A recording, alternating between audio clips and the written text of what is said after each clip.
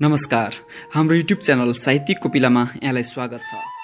नमस्कार, साहित्यिक कोपिला युट्युब च्यानल मार्फत लौकथाको वाचन सुन्न प्रतीक्षारत सम्पूर्ण लौकथा पारखी मनोरमा न्यानो रात्रिकालीन अभिवादन। हरेक हप्ताको मङ्गलबार र शुक्रबार राति 8:30 बजे हाम्रो लौकथा पाठशाला संघको सहकार्यमा एउटा उत्कृष्ट लौकथा वाचन गर्ने गर्दछौँ। आजको बसाइमा वरिष्ठ लौकथाकार श्री ओम श्रेष्ठ रोदनज्यूद्वारा रचित उत्कृष्ट लौकथा चेतनाको वाचन लिएर आएको छु। कृपया सुनेर प्रतिक्रिया दिनुहोला। साथै मन परेमा लाइक, शेयर तथा साहित्यिक कोपिला युट्युब च्यानल सब्स्क्राइब गरिदिनुहोला भन्दै कार्यक्रम मन छुने लौकथा वाचन अगाडि बढाउन अनुमति चाहन्छु। कार्यक्रमको पहिलो खण्ड स्तम्भमा स्रष्टा सङ्घको भलाकुसारी राख्ने गर्दछौँ। यसमा हामीले स्रष्टासँग अनुकूलता बमोजिम अडियो वा लिखित माध्यमद्वारा प्रश्नहरू राख्ने गर्दछौँ। आज वाचन हुन लागेको लौकथाका रचयिता सङ्घको भलाकुसारी अबको प्रस्तुतिमा।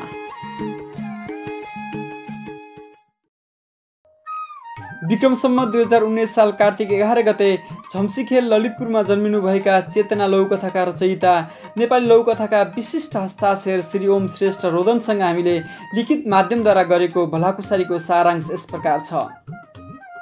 लघु कथाकार श्री ओम श्रेष्ठ रोदनको साहित्यिक लेखन यात्रा विद्यालय तहमा पढ्दादेखि नै कविता विधाबाट भएको रहेछ।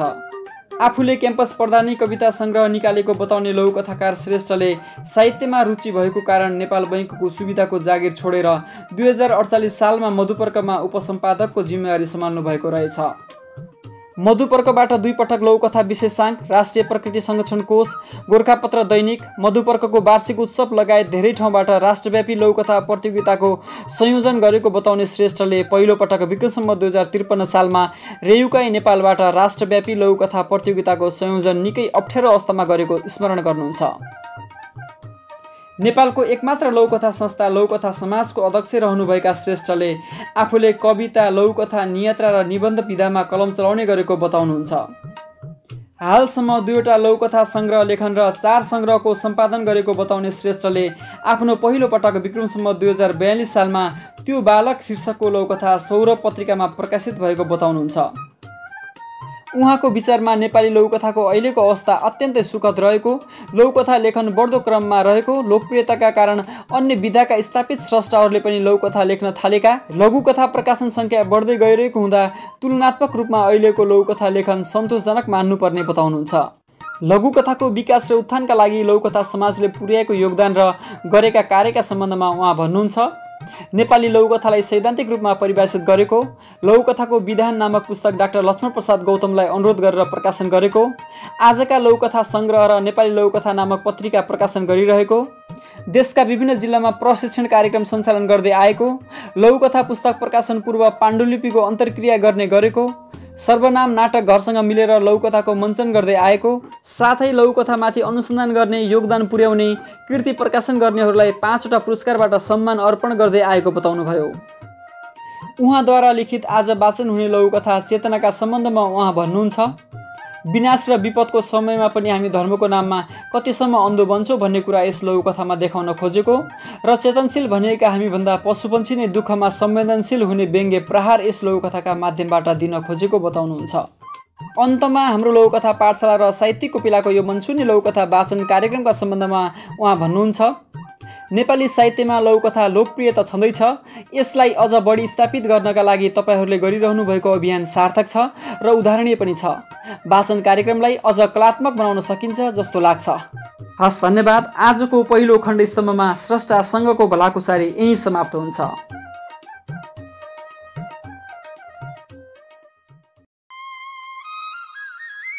अब भने यहाँहरू सम्पूर्ण लौकथा पारखी मनोहरूद्वारा बेग र प्रतीक्षारत उत्कृष्ट लौकथा चेतनाको वाचन पस्किन्छौँ। कृपया स्वीकार गरिदिनुहोला।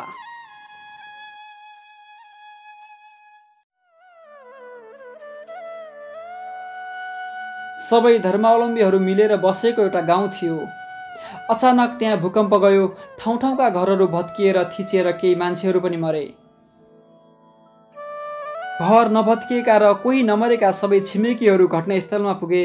घर भत्किएका र मृतकका परिवारलाई सान्त्वना र संवेदना प्रकट गरे। भूकम्प र त्यसैले गरेको विनाश पत्रपत्रिका, रेडियो र टेलिभिजनका मुख्य समाचार बने। सबै धर्मावलम्बीहरू बस्ने गाउँ भएकोले विभिन्न धार्मिक सङ्घका पदाधिकारीहरू निरीक्षण गर्न आए। हिन्दूहरू आएर क्रिस्चियन धर्मावलम्बीहरूका धेरै क्षति भएको ठानी दैव प्रकोपलाई कसले रोक्न सक्छ र भन्दै गए। मुस्लिमहरू आएर हिन्दूहरू बढी मरेको ठानी अल्लाहको इच्छा भन्दै फर्किए। इसाईहरू आएर बौद्ध मार्गीहरूका धेरै घर भत्किएको ठानी प्रभुलाई सम्झिँदै फर्किए। बुद्धिस्टहरू आएर मुस्लिमहरू बढी मरेछन् भनी बुद्धलाई प्रणाम गर्दै फर्किए। त्यही भूकम्पले गर्दा तारमा करेन्ट लागेर मरेको एउटा कागको वरिपरि धेरै कागहरू भने एकत्रित भएर कराउँदै बसिरहेका थिए। हस्, धन्यवाद।